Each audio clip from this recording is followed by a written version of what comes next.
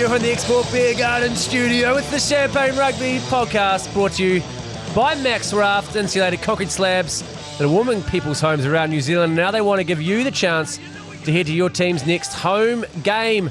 Text Max and your super team to 3236 to be in to win a double pass to your team's next home match. And thank you very much for listening to the Champagne Rugby Podcast and joining me, Tony Lyall, with Jame McOnie once again. And McOnie, what a weekend for New Zealand Sevens rugby. Incredible scenes in the home of Sevens in Hong Kong. 2 championship trophies coming back to little old Aotearoa. Yeah, it was massive. The Black Ferns Sevens did it first, and they thrashed the pants off America. And then the men turned up against France, who little Antoine Dupont wasn't there this time.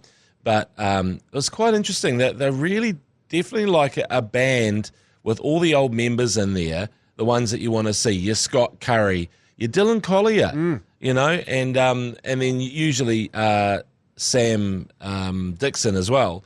But then they sort of there's all these new bright shiny players, and There really is. They got the job done. But I guess the big talking point I looked at was, man, Hong Kong is still a massive party, and you know, shout out to China. I mean, they don't often get many shout outs, but they let the piss up continue. Yeah, they did. So that's actually kind of good. It looked absolutely rambunctious in the stands. You know, they're still dressing up. They're still getting after it. I mean, it's a good day to be an expat over there. There did seem to be a lot of expats from kind of all over the place. The crowd was just absolutely ripping and a tearing. Good on you to give a shout out to Japan, a market we're trying to break into. Yeah, we're really desperate actually. So China, if you're looking for a podcast that talks about rugby, we're happy to. Ni hao, by the way. Yeah, ni hao. We'll use Huawei phones. I'm happy to be hacked. I'm on TikTok. We'll get it there. You can have all our data. And we know that the TikTok likes and stuff, or the views, they're all exaggerated to keep us happy, aren't they? Really? Yeah, they certainly are. They're there to keep you there. Look at what these people, they love likes. Let's just give them some likes. Give them 20,000 likes. Who gives a shit? Anyway, the thing about it is, like, I was thinking about the great piss-ups, because Wellington Sevens was the greatest. Shut down,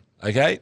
And then around the world, I'm not sure where you'd say, oh, this place. There's that golf tournament in Arizona and near Phoenix where they go. It's almost nuts. like there's one hole that everyone goes ape shit on. It's that one, and you sort of hit right down Party hole. The party hole, and everyone goes absolutely gangbusters.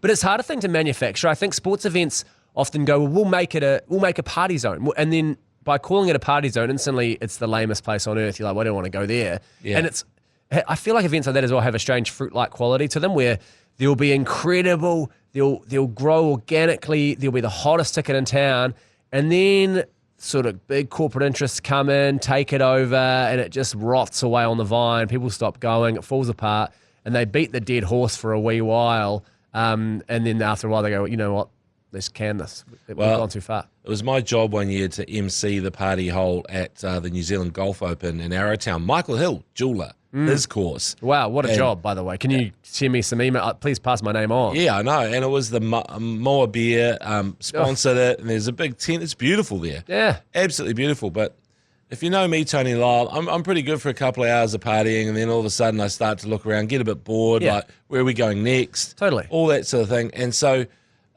golfer after golfer, John Keys sunk a really long putt. Did he? Huge putt. He's good for a long one. He's great for a long one. He's done it before. I mean, again, since. But an Aussie golfer strayed into the beer tent, and I said to him, do you want to have a beer? And he goes, I don't know, mate, I'll check. So he checked with the golf referee, steward, or whatever, the umpire, and said, what are the rules? And he goes, if you step outside of the course, you can have a beer, but you cannot drink on the course. Yeah. And he goes, where's the boundary? And he goes, it was in the middle of the bar. So he walked over to the other side, over the boundary, to the other side of the bar, sculled a pint, Bob Hawke styles. Oh. And everyone's like loving it. This is where the party hole came alive. Stepped over, back onto the course, still in the beer garden, by the way, and played his chip perfectly to the hole. Yeah, beautiful. You love to see a combination of, man of the people and combined with extraordinary skill at the sport they're good at. Yeah. That's what you love to see. Someone catching maybe a catch in the crowd, a 6 catch with one hand, and then buffing a beer. Of course, there's that incredible footage, the young lady, I believe in South Africa, and I think it's a cricket game, and it pans up to her, and she's in the crowd. She's got her beer, very attractive young lady, may I just say, and she buffs her beer, and the crowd goes absolutely apeshit, and then it cuts away from her. And then obviously the commentators are talking about her, and the cameraman's got him on his headphones. So he goes, cut back to her. The director goes, can you cut back to the girl? We're talking about her now. And it cuts back to her, and she sees herself on the big screen again. She gets a fright. She grabs the old man's beside her beer and books it again. And I'd say every single man who saw that video instantly fell in love with this young woman. Because, I mean, what a time to be alive. You see yourself on the big screen. Your first instinct isn't to pose or wave. It's, I've got to absolutely boof a beer. And you know what? When you're at a ground like that and there's that kind of thing happening, it's just the joy of life. You know, you're just like, this is great. I mean, Aussie, the MCG for throwing out Geordie Barrett. Don't get me started, but that was the biggest load of crap. Anyway, at Hong Kong, I was cutting the story for Crowd Goes Wild last night, and I was looking at all the crowd shots, and you could see the guys, you know, the lads who think they've got a pretty good rig. You know, they're going as Tarzan or some sort of like operation where, you know, He-Man, there was a Hulk Hogan impersonator. The Hulk Hogan was the star of the show. He should be Mr. Hong Kong. He ripped his shirt off. He sort of looked like a short Hulk Hogan, but still a good Hulk Hogan. I think, and please bleep this out if this is offensive to say, he just looked like Asian Hulk Hogan. He looked like a smaller, squatter version of Hulk Hogan, sort of the Asian features and buff as all hell. He timed it perfectly after the final, ripping his shirt off, exposing those muscles. It was incredible to see. I was really a huge fan of him. Same. I love that Hulk Hogan, but also saw a few guys, you know, with those Guinness St. Patrick's Day hats, and you're going, you're not helping anyone there, because I saw a guy trying to sort of like chat up some young woman beside him, and he was dancing to that, you know, hey, baby, hoo, ha. Anyway, he's doing it, and I could see her go, ha, ha, ha, and then got on her phone, and I just thought, no, you're not doing well there. So for starters, your costume sucks. It's not helping you. Those costumes that you just put on and go to, they're not funny. You've shown no creativity. It's like someone in a T-Rex suit, you know, those big T-Rex. Everyone's like, it's hilarious. I'm like, it's the lamest thing ever. You've just put on a pre-bought, you've ordered this off Temu, it's arrived, you've chucked it on, and then you've gone, you've been like, what a zany character I am. No, I want to see someone like Hulk Hogan. He's gone through, he's tied the arm straps around his big bike. He's been hitting the gym for months for this event. He's bought about 10 T-shirts to rip as well. He was ripping them off all afternoon. He was, yeah. He did it every single day. This is the greatest guy of all time. We're going to track, there needs to be an investigation. This should be the next Crowd Goes Wild. You need to do like a SVU sort of version where you deep dive and find characters from sporting events. 30 for 30. What happened to Hulk? The Hulkster. Did he disappear? A tragic story. Kidnapped by the Chinese government. Yeah, he's certainly in a small cellar right now. Or maybe he's a sleeper agent. They're like, let's insert him into the game to show him that we do have fun. Also, best game or let's say rugby atmosphere you've been in. Have you got one that stands out? Well, for me, it's a little bit circumstantial because it was the 2015 Super Rugby final. I'm glad you said stantial at the end of that. It was a little bit circumcised. No, it really was by the end. I mean, I drove down from Auckland the night before, so we stopped in Rotorua for a sleep. Yeah. Had a few beers that night. We were really picking up steam the next morning. Super excited. Got our jerseys on, me and two other fellas. Driving down, State Highway 1. We only lasted as far as Taupo before we thought we needed to get a box of Spates on. So we were coming in with a huge head of steam. And someone owned a bar when we got there, so they let us in and they made us some rum. What I'm trying to say is we were coming in quite hot. And we were in, I thought we might be in the sort of Highlanders fan zone. Maybe we could, swap seats, but it was so full that you had to sit where you were prescribed to. And we were just smack bang in a huge bank of Hurricanes fans, just me and two other fellas very loudly supporting the Highlanders. And it was almost an us against them mentality. It sort of was reminiscent of the game itself. The Highlanders dropped deep into enemy territory. No one believed McOnie. We made them most believe people did. Night. That was bullshit. Everybody thought they were a great team with Aaron Smith and Ben Smith. No one believed. No one believed. People believed. Unfortunately, it was a good narrative because it made you feel like we're underdogs. Yeah. I'm like, you got two of the best players I've ever seen in my life running the cutter, and a massive team of absolute champion battlers. It was the battlers. I mean, we've got Buckman, Elliot Dixon. These Nasi are Manu. Absolute battlers. Shane Christie. These are the players who held the team together. Marty Banks is out there dropping goals. What a guy. Is it Buckman the Barracuda, right? Barracuda, yeah. Joey Wheeler. So I heard the Hurricanes tried to recruit him to replace Conrad Smith. When Conrad Smith was leaving, they wanted Barracuda. They said, yeah, we want that. He's exactly what we're looking for. So all these guys were actually Joey Wheeler. All these guys were pretty much in demand around the place. There was good players. You had Lema Sopawanga. Yep. We were the no All Blacks team. I think there was a great little documentary on Sky Sport about it, and they played one of the playoff games in Sydney against the Tars, and they printed up in the paper basically saying, here's our team and their team, only one All Black in the forward pack for the Highlanders, 7 Wallabies in the Tars, whatever it was, 2 in the back line or 3, and then our back line is basically right, yes. And so they had been like, there's no chance. And so I think they did the classic coach stick that up in the team room before the game and listen, fellas. This is it. I realised nobody rates us. Completely. And that's why the atmosphere was great, because everyone was wanting the Canes to win. We were able to really give it to them. We were sort of on top of them almost the whole game. Yeah. Came back in fits and starts, but the atmosphere was electric both ways, and at the end of the game, it was one of the greatest highlights that I remember of my life. That was a huge game, and loved watching that. But I think that whole thing of nobody rated us is a load of bollocks. Nah, no one. We made them believe. No, everybody thought the Highlanders were a really good team that year, and in fact, it was quite interesting. I think you guys rested Aaron Smith and Ben Smith a couple of weeks before, and lost the game pretty convincingly, and everyone's like, "Yeah, we know what's going on here." I think we beat the Chiefs in the quarterfinal. I think you probably did, yeah. Just quietly, just want to put that out. Believed, yeah. Well, that's the thing. I thought you guys were exceptional. Yeah. So there's no doubt. I mean, but great atmosphere. It was a great atmosphere. And all the home fans, the Hurricanes fans buying into it throughout the game. It was that one where all that pretense that New Zealand rugby fans often have of, let's be quiet and shy and just cheer when we're winning. Everyone was yelling. It was wall of sound. It was just phenomenal. That's the cool thing. So my someone threw a beer at me at one stage. Sorry, what? That's right. I was going to say did they throw a beer at you? Yeah. Getting too loud. You know how it is. That's a bit shit. I agree, but it was all part of it. I was excited. Yeah. Well, you had the last laugh, didn't you, Tony? Oh, did I ever? And then I ended up awkwardly making fun of Christian Cullen on a dance floor, hoping he'd take it in good spirit, and he did not. But that's fair.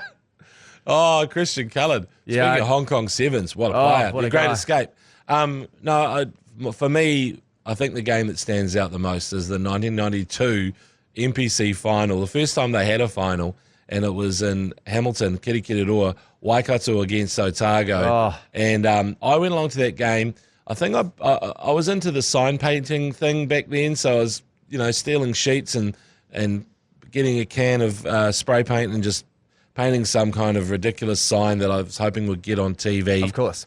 Something like Brewers droop, can't stand up to monthly business, some sort of stupid shit. That's genius. Did you write that on? There's so much good stuff going on. There's a lot going on. I was like, get us on. It never made TV. It's great that you've gone on to make a career out of this exact thing. Yeah, exactly. It's kind of weird, eh? Like the great thing is that if you had a sign and you sort of sweet talk the security, if there was them, they'd let you go on the field, wander around with your sign, and then the old Mulu mascot back then was two people in a pantomime cow. Yeah. And so you sort of were allowed, you're like, hey, you got a sign? Yeah, come on out. So we went around the field before the game.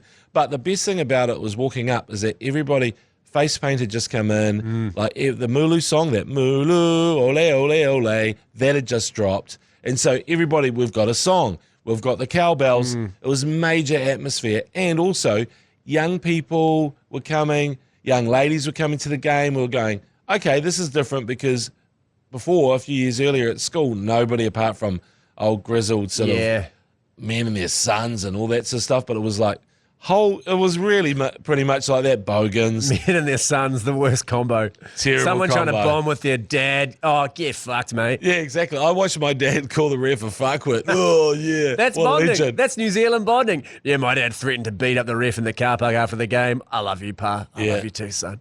So suddenly, young women are coming along to the games. They're face painted, and even though it wasn't a classic, and yes, Richard Lowe eye gouged Greg Cooper, even though that happened, it was an incredible game where just from start to finish, Waikato were dominant. The Mulus just ran roughshod over Otago, 40 points to 5, I think it was. And but it was just a celebration. The party atmosphere didn't really, I can't even remember if there was a DJ, but everyone was singing. They played the Mulu song. We were singing. Can you imagine singing at a bloody New Zealand rugby game? It's outrageous. It is. I simply can't. Crazy. So that happened, and I left that game. We had the greatest night. Got a pash down at the bank. It was a really good night. But I remember thinking, saying to my friends jokingly, I should have taken an engagement ring to that game because that's where you're going to meet your future wife, fellow Mulu lover.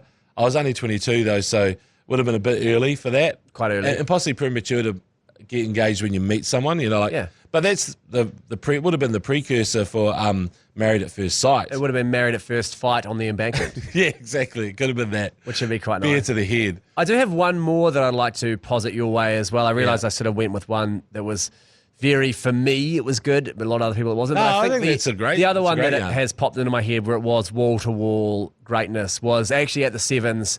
I want to say it must have been 2006 or 7, around that period, and it was the year when Victor Vito burst onto the scene. Everyone was saying he's the new Jonah, and he scored a try in the last minute of the final to win the championship for the All Black Sevens. I remember that game. It was incredible. The whole of Sky Stadium packed to the brim. The conch, the old used to start off the games at halftime. I didn't do a very good conch. That's not too bad. But Horn of Gondory. But you know what I'm trying to say. That vibe, it was incredible. Victor Vito, and I remember everyone was like, he's the new Jonah. This guy is incredible. And we sort of had a player like that every year at the Sevens who came along and everyone was like, he's the new Jonah, this guy. I remember, I've got a little Sevens yarn as well. I remember working the lounges as an MC, and Christian Cullen and Bull Allen were there as the expert people, the legends. And when I think Sevens, I think Bull Allen.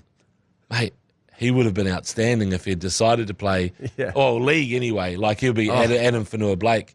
But the thing is, we went round for a walk around the concourse because he dived down to the concourse, and with Christian Cullen and Bull as well, to be fair, walking along, honestly, it was like not so much the parting of the Red Sea, but just this a Mexican wave of amazement, like, oh my God, and everyone's drunk and loving them, and probably pre-selfie days, so they just got people just going, you're a fucking legend, mate, love you, Cully, blah, blah, blah.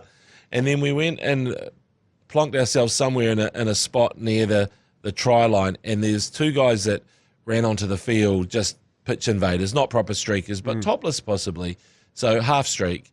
And Bull recognised them from Waitara, and he goes, oh, those guys are a bit of a problem. They'll be tough to take down. And sure enough, the Red Badge security, I reckon they were the start of Red Badge going, we got to beef our fucking security up. We're going to put rugby boots on here, fellas. Yeah, because they broke about 3 or 4 tackles each. But it was more just brute strength, like they were scary strong. We're talking proper Waitara strength. Yeah. North Taranaki strength. Yeah. And they, and anyway, Bull and Cully, just the adoration, Yeah. Well, they're not bothering. You get that, obviously, after being on the project. They're not bothering the barbers, though, are they? Either of those two fellas. You get Bull and Cully walking along. You could get mistaken that you're in some sort of white supremacist group. They've got to maybe get someone else in to walk with them. A bunch of skinheads strolling around. True, it does feel a bit like that, but Bull you can't miss. Yeah. He's a big unit and keeps himself in pretty good nick. He's always looking muscly. Cully's a slight little fella. Have you met Cully? Yeah. Yeah. He could just like sneak through a crowd and probably not be seen. No, these not days. at all. No, I met him on the night after the final in 2015. I think I went up to him and said, oh, yeah. No championships, fella. And for fuck's sake. Well, it was probably, I feel like it was more eloquent than that, but it probably almost certainly was worse. So sorry about that. Shall we, let's take a break and we'll come back and talk about games. Let's take a break and we'll come back and talk about games.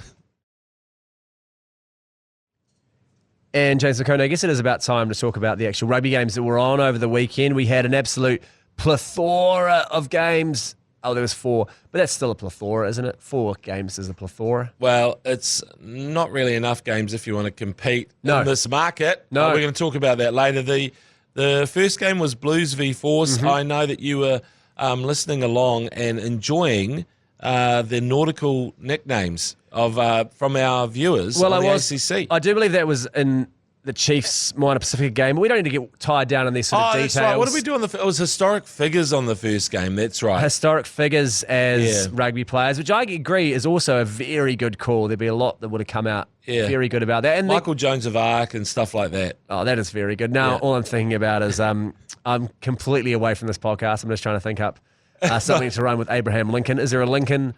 Yeah, McClutchy. Oh, Abraham Lincoln McClutchy. There we go. Boom. Yeah. Okay, well, I've scratched that itch.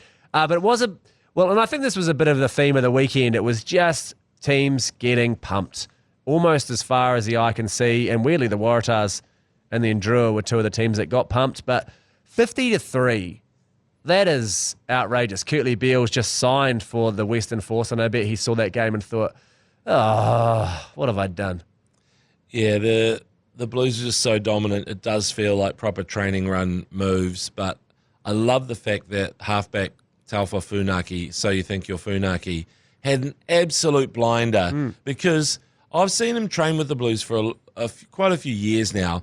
Barely gets a run, always looks good in preseason, one of those guys. Yeah. But when you're behind two good halfbacks, it's hard to even, for anyone to sort of even notice you. And he was tremendous. He just scored 2 tries, just ran the show. But I guess it was a dominant forward pack, all that kind of stuff. They say the armchair ride. But he was special. But for me, the biggest talking point was G-Lane finally stopped calling Caleb Clarke Jabba the Butt. He did. Because Caleb has said he doesn't really like being called Jabba the Butt, doesn't like Jabba the Hutt. Didn't he say, he said he's his least favourite character in Star Wars? Oh, I mean, I don't blame him. Jabba the Hutt is an absolute nightmare. But, I mean, if you want to get picked in the All Blacks in recent years by Steve Hansen, you got to learn to love. You got to learn to love it. You got to learn to love it. It's very Come on. funny to go, hey, I don't actually like the character that you've half named me after. Could you not call me Jabba the Butt? It's just a very funny. I mean, I get it. I get it. I mean, stop working out the glutes then. So I know he's got fantastic. Was he going glutes. with Caleb Kardashian? Is that where he's going? Well, I suggested Caleb Kardashian or Caleb Clarkedashian because he's Clark and he's dashing and he's in you generally. But the Kardashian because he's got the good bum or prominent bum. So, yeah, no longer Jabba the Butt. We can put that to rest. R.I.P. gone. You could almost call him Superman. Clark Kent, Caleb Clark Kent. Nice. Put a little pair of glasses on him and then you have him sort of tearing the shirt open. It's Superman. I mean, there's a bit to it.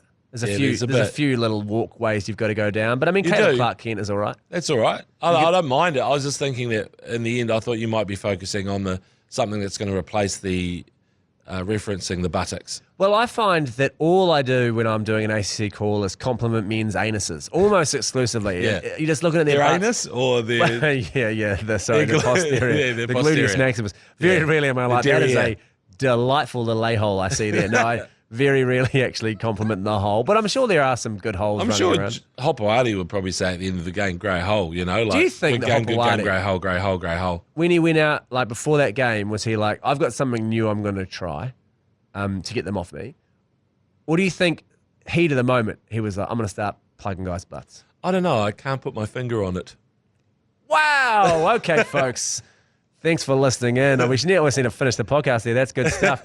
Clip that up. Put that on the internet. Clip that up. Yeah. Anyway, no, look. Hey, the Hopowadis, don't mess with them in Manly, by the way. If you ever go out in Manly, the Hopowadis. Yeah, I would never mess with the Hopowadis. Are you kidding me? The most unstable family of fighters that have ever rolled the earth. It is hilarious to do something in league, in a sport you play, and that thing happens to be to shove your fingers up another man's butt. And then for your last name to be taken and that becomes the name of that thing. Like if I was at school and I'd be like, I'm going to Hopewadi you, then you shove, like everyone knows what Hopewadiing is. Absolutely. And also I'd say the French would be really pissed off that it's been claimed from them. They're like, come on, we invented the Hopewadi. Excusez-moi. That is our thing. We've been Hopewading for a century. They have. They've been je ne sais quoi, how you go, sans les toilettes, where everyone goes, grabbing the nuts, grabbing the fish hook McGloin around there. Yeah, and everybody goes and plays in France is like some of the armour that they wear. Like, I don't know if you can buy armour for your butthole, but you can definitely wear a cricket box, which is what a lot of them wear. So in the forwards back in the day. Cut up a little bit of ice cream container, sort of run it down the length of your anus, sort of in a G-string. Oh, like actually, you could with a chastity belt, couldn't you? Yeah. Like Natalie Portman wore on, what was that movie that she was on with? I think it was a comedy movie, wasn't Danny McBride. Is it Danny McBride? Yeah, was it? Is it not Your Highness? Your Highness, yeah, Your Highness.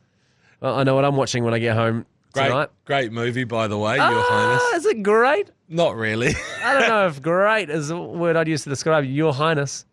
Massively accepted flop. It's not right. It's not right, that movie. I mean, but that's what I appreciate about it. It is not right. It's got a couple of, it's that thing where what happens if you just say, yeah, make it to people who I've only half thought an idea through. Yeah.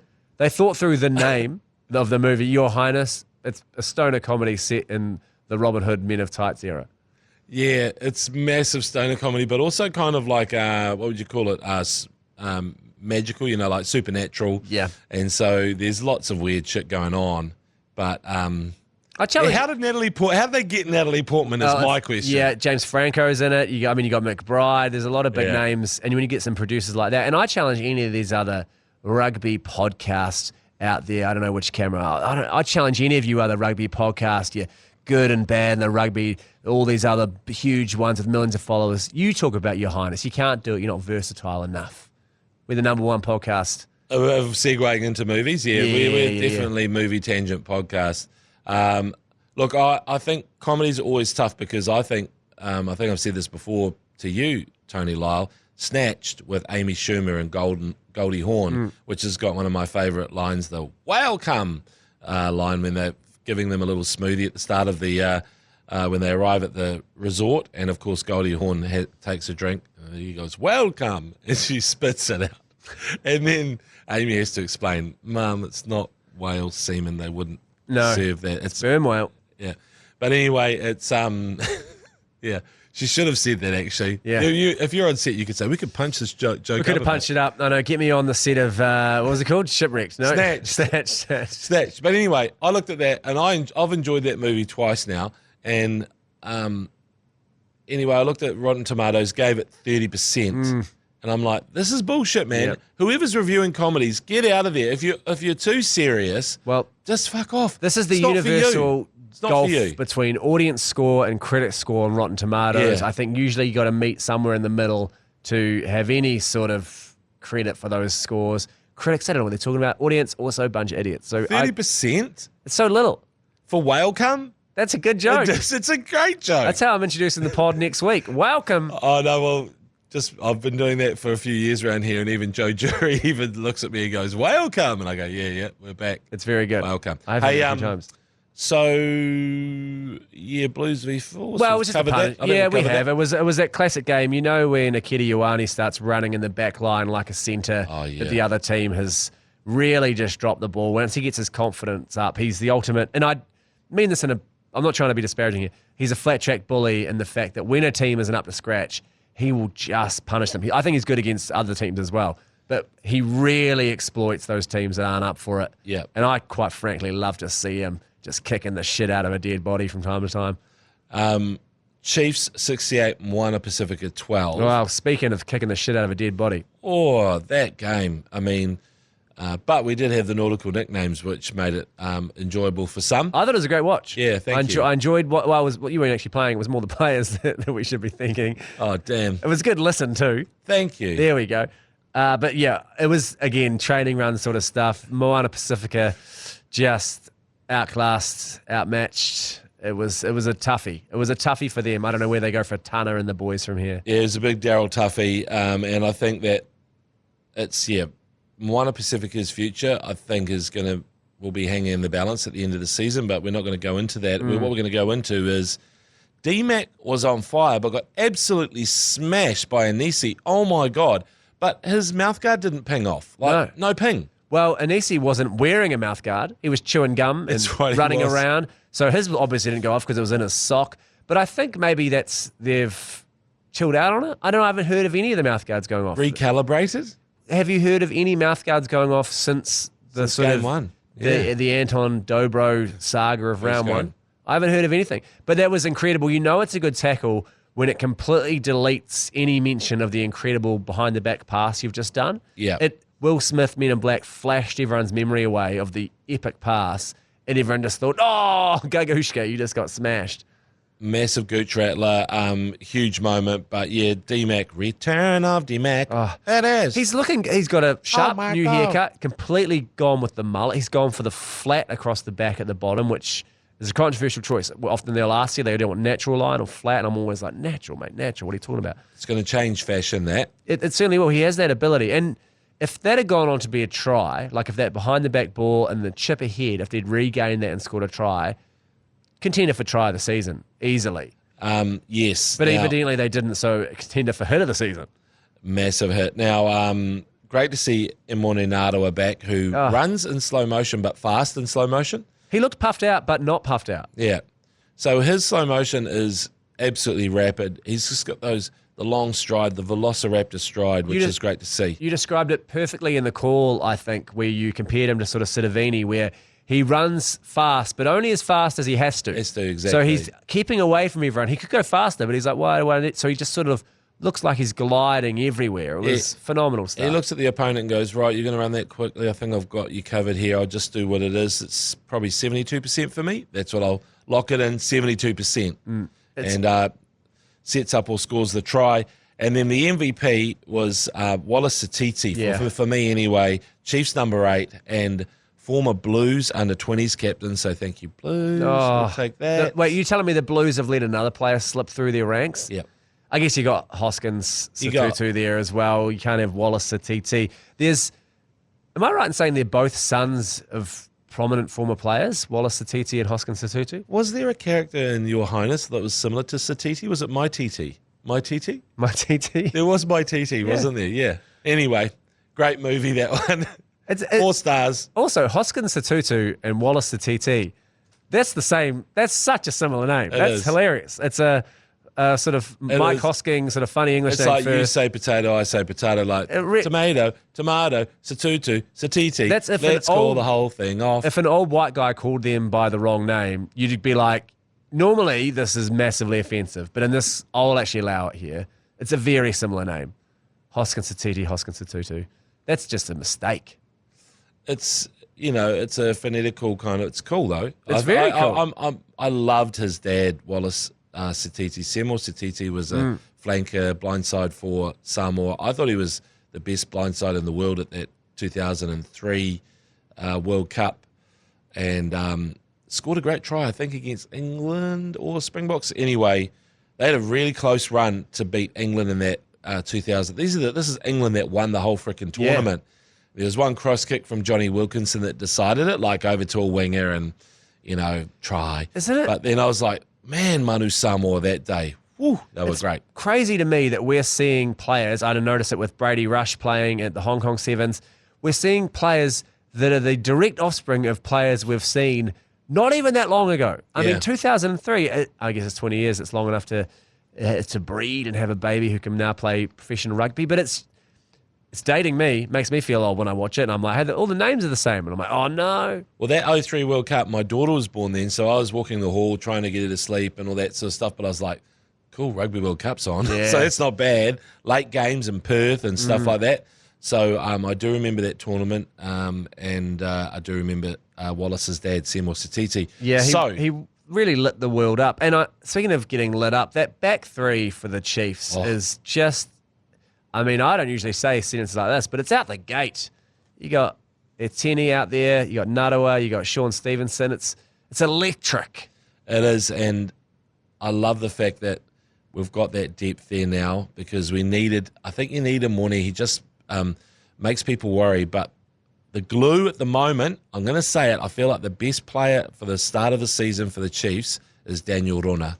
So every single pass is pinpoint. He's bloody good. And I reckon last season he forgot to give it a couple of times. When you're a centre, it's kind of like the cardinal sin. This year, just on point. And they run so many moves through him because they trust him to give it at the right time. But he's also got a bit of wheels, a bit of jinky to him, and so he can shimmy shake and get through himself. So, yes, helping that amazing back three is Daniel Rona. And I wonder if there's that sort of feeling in other teams, because he's not a big name, Daniel Rona. No one's thinking, he's probably not getting his name written up on the chalkboard of players to watch, but he is so good and he sets up everyone so well, distributes well as well, that he's able to create a bit of space, because he is a bit more of a handful than maybe some people think. Yes. He's being underestimated. Speaking of people who aren't famous, I did notice one thing in the game that I mentioned in the commentary was that Simon Parker was not famous enough to get a turnover. Sounds like a fake name. Simon Parker. Like most people will listen to this going, who? Are you sure it's his name? No, you got the Spider-Man guy. It's wrong. I think it's Peter. Yeah, but I noticed the exact play. He was in over the ball, and the ref sort of watched him and thought,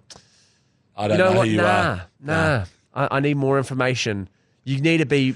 That's why I think, and I've said this a million times, bald guys, if he was bald, wear white boots, do something, wear a fancy headgear, do something to make yourself stand out when you're out there, just to get a bit of name recognition to start with. Yeah, even just a bit of a mane, like a massive Fabio hairdo, gets you noticed. Everyone knows little fuff to Clarke, right? Yeah. He's just, oh, yeah. Is it Nico Jones? Is that Michael Jones' son? I mean, you see him out there. I mean, I didn't see him doing too much actually in the game, but I saw him all the time wearing headgear, long hair coming out the back of it. He was notable. You just got to do something to make yourself notable. Yeah.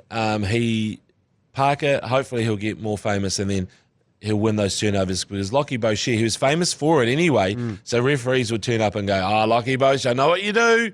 Yeah, that's a penalty. I'm giving that to you. Richie McCaw, of course, yeah, penalty. George Smith, penalty all day penalty. Yeah. And then, you have to basically earn that reputation that people go, yeah, I'm happy to give you that turnover. Totally. Get over the ball, be strong. What's his name? Simon Parker.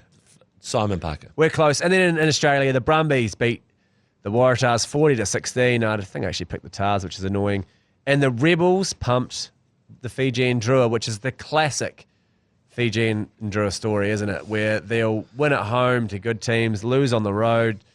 Went out to an early lead, and then in the second half, 2 red cards and justified red cards. It was just a shame that it happened. But turns out you can't karate chop the back of a man's head when he's not looking. No, but talking about stray elbows in rugby, how many get thrown when the maul gets in the human centipede forms and there's someone up top grappling and there's lots of elbows thrown and the hammer blow when someone's holding on at a ruck and they try to pulls the shirt and they just like, so I'm like, there's a lot of striking in rugby that doesn't get called, but you're screwed if you're striking someone who's right in front of the ref on his own, not bound with anyone. Yeah. That's a lone strike. It's a remote strike. You can't do that sort of strike. Yeah, it's sort of an Obama-Yemen wedding situation, really. It's a strike from far away that's uninvited and really ruins an expensive day.